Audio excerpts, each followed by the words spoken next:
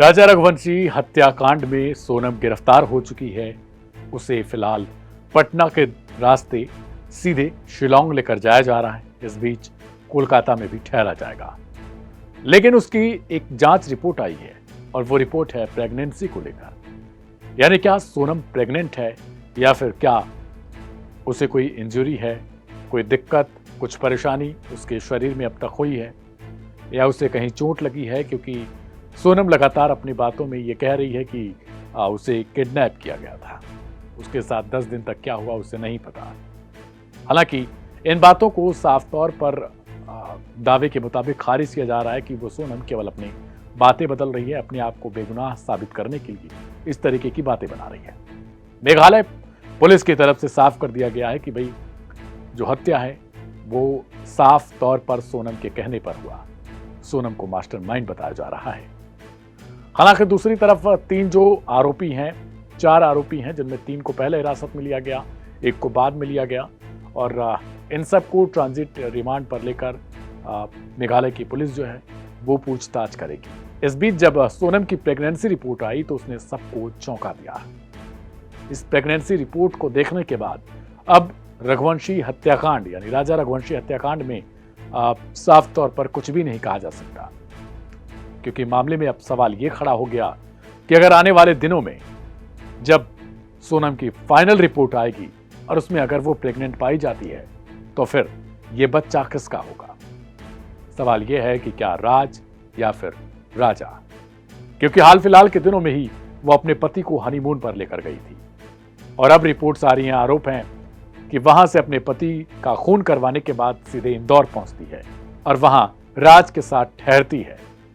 तो क्या इन दिनों में जो घटनाक्रम हुए उनमें अगर प्रेगनेंसी रिपोर्ट में ये फाइनल आ जाता है कि वो प्रेग्नेंट है तो वो बच्चा राज या फिर राजा का होगा, क्योंकि कहीं ना कहीं ये केस अब उस लिहाज से भी बढ़ने लगेगा। न्यूज़ 18 की एक रिपोर्ट के मुताबिक सोनम का जो प्रेगनेंसी रिपोर्ट है उसे फिलहाल अभी तक उससे साफ नहीं हो पाया है। जांच की गई है, इंजरी तो कुछ नहीं है, लेकिन प्रेगनेंसी रिपोर्ट साफ साफ नहीं आ पाई है, यानी इसमें भी अभी कुछ झोल है और अगली बार जब होगा तो उसमें क्लियर आ जाएगा कि आखिर वो प्रेग्नेंट है या नहीं। इस बीच उसे पटना के रास्ते शिलांग लेकर जाया जा रहा है, जहां पर यह हत्याकांड को अंजाम दिया गया, वहीं पर जांच होगी। इसमें एक और एंगल निकलकर सामने आया, जैसे ज्योतिष के मुताबिक ये मांगलिक दोष था। यानी कहते हैं कि जो शादियां होती हैं अगर उसमें किसी प्रकार का दोष होता है तो जो पहला पति है उसके साथ कुछ अनहोनी हो सकती है। पति पत्नी में जो उनकी जिंदगी है उसमें लगातार दिक्कतें चलती रहेंगी। तो कुछ जो रिपोर्ट्स आ रही हैं उसके मुताबिक ये बताया जा रहा है कि सोनम ने इसी के लिए राजा से शादी भी की थी कि राजा से शादी के बाद वो उसको मरवा देगी और फिर बाकायदा राज के साथ यानी उस नौकर के साथ शादी कर लेगी। राज कुशवाहा जिसे कहा जा रहा है वो असल में नौकर था सोनम की पिता की जो कंपनी थी, जो कारोबार था उसमें, और वो रिसिप्ट काटने का काम करता था। सोनम के घर वाले शुरुआत में ये बातें छिपा रहे थे, जैसे उन्हें इसके बारे में कुछ पता ही ना हो। आरोप तो यहां तक लग रहा है कि क्या परिवार ने जानबूझकर इस साजिश में अपने आप को हिस्सा बनाया। जब सब कुछ पता था तो इस बीच सोनम और राजा को एक दूसरे के करीब आने क्यों दिया गया, इस शादी को अंजाम क्यों दिया गया, जिसके बाद एक परिवार अपने बेटे को खो चुका है। राजा की मां आरोप लगा रही है कि अगर इन सब चीजों में गुनाहगार सोनम निकलती है तो उसे बहुत बुरी सजा मिलनी चाहिए। मेरा बेटा जा चुका है।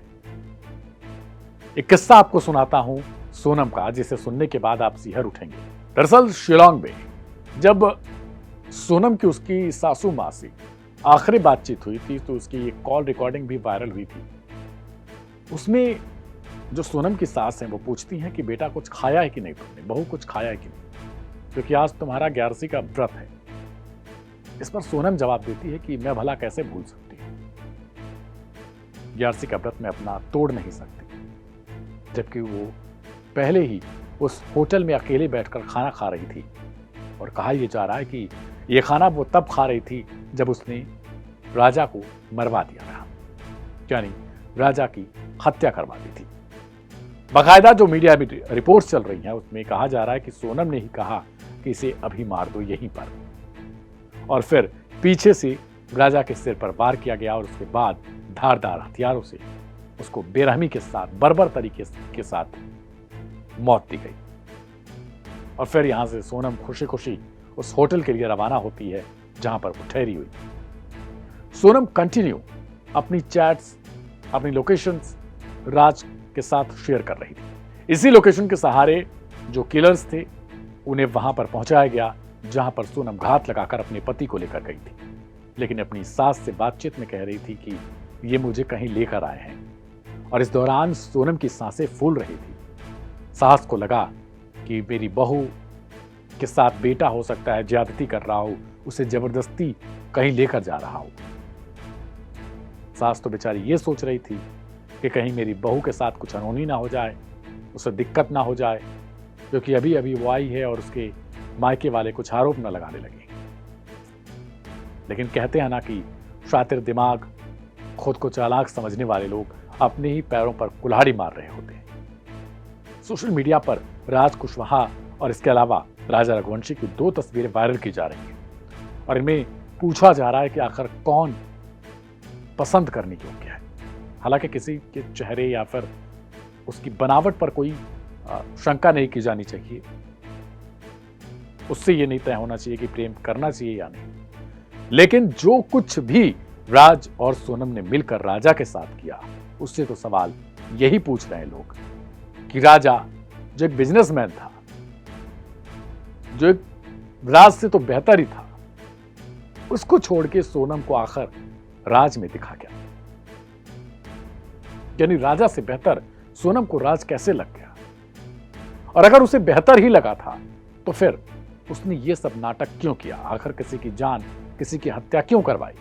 अब सोचिए कि एक सास जो इतनी अपनी बहू की देखभाल कर रही थी, बहुत चिंता कर रही थी, वही बहू, वही हत्यारिन बहू जिस पर आरोप है हत्या का, अब अकेली पुलिस वालों के साथ है। ना कोई परिचित, ना कोई परिचय का, ना कोई वहां पर खाना पूछने वाला, ना कोई पानी पूछने वाला। अब तक जो अपने घर में एक मालकिन की तरह बिहेव कर रही थी, मालकिन की तरह रह रही थी, अपने ससुराल में जिसे इतनी इज्जत मिल रही थी, अब वही अपने पति को मारने के बाद आरोप के मुताबिक अब एक पुलिस की भीड़ के बीच में अकेली रहेगी। ना सुबह का पता, ना शाम का पता होगा, ना खाना, ना पानी, ना कोई टाइम, ना कोई वक्त। पुलिस को जब मन करेगा पूछताछ के लिए बुलाएगी। यही कुछ सवाल सोशल मीडिया पर चल रहे हैं कि जिंदगी, आपकी लाइफ आपके हाथों में होती है कि आखिर आप किस तरीके से उसे आगे ले जाना चाहते हैं, आप किस तरीके से अपने आप को अचानक से बदलना चाहते हैं। यानी एक लड़की जो अब तक, जिसकी शादी की चर्चा थी, शादी होता है बाकायदा, वो शादी में कई जगहों पर डांस करती है, लेकिन सिंदूर पहनाते वक्त उसका मन गिर जाता है क्योंकि उसे हो सकता है कि राज की याद आ रही हो, वो फील कर रही हो कि राज सिंदूर पहना रहा है लेकिन सामने दिखता राजा है। यही सवाल अब उसकी प्रेगनेंसी टेस्ट को लेकर है कि अगर अगली रिपोर्ट, जिस तरीके से हमने देखा कि एक हत्याकांड मेरठ का हुआ था, सौरभ राजपूत और मुस्कान, उसमें जेल के अंदर मुस्कान प्रेग्नेंट पाई जाती है, तो क्या कुछ इस तरीके से सोनम के साथ भी होने वाला है? क्या सोनम अगली मुस्कान है? क्योंकि अब तक की चीजें तो बिल्कुल उसने उसी मुस्कान की थियरी पर काम किया है। पति को मरवाना, बाकायदा उसको हनीमून पर ले जाना, खुद टिकट करना और अपनी सासू माँ से बोलना कि मैं अपना व्रत नहीं तोड़ूंगी, लेकिन व्रत अपनी पति की हत्या करने के बाद तोड़ दिया। ढेर सारे सवाल हैं, लेकिन इनके जवाब ढूंढने हैं मेघालय पुलिस को, इंदौर पुलिस को। गाजीपुर से 8 जून की देर रात को सोनम को गिरफ्तार किया गया। ट्रांजिट रिमांड पर लेकर फिलहाल मेघालय पुलिस उससे जा चुकी है। इधर राजा रघुवंशी के परिवार में मातम पसरा हुआ है। भाई से लेकर माँ पिता सब रो रहे हैं और सब यही सोच रहे हैं कि काश बिना शादी के रखा होता, काश शादी से पहले ही सोनम के बैकग्राउंड के बारे में पता कर लिया होता, क्योंकि जब तक सोनम नहीं मिल रही थी तब तक यही परिवार बहुत चिंतित था कि कम से कम बहू मिल जाए। लेकिन बहू मिली तो शायद अब इन्हें अपने आप में यही हो रहा होगा कि काश बहू भी चली गई होती। फिलहाल आज के क्राइम कथा में इतना ही। आपको कैसी लगी स्टोरी उसे आप कमेंट बॉक्स में जरूर लिखिएगा, इसे शेयर जरूर करिएगा और लोगों से इस पर राय आप खुद ले सकते हैं। मेरा नाम है दिव्यांशु, मिलेंगे कल एक नई एपिसोड में नई कहानी के साथ। तब तक के लिए दीजिए इजाजत। नमस्कार, शुभ रात्रि, शुक्रिया।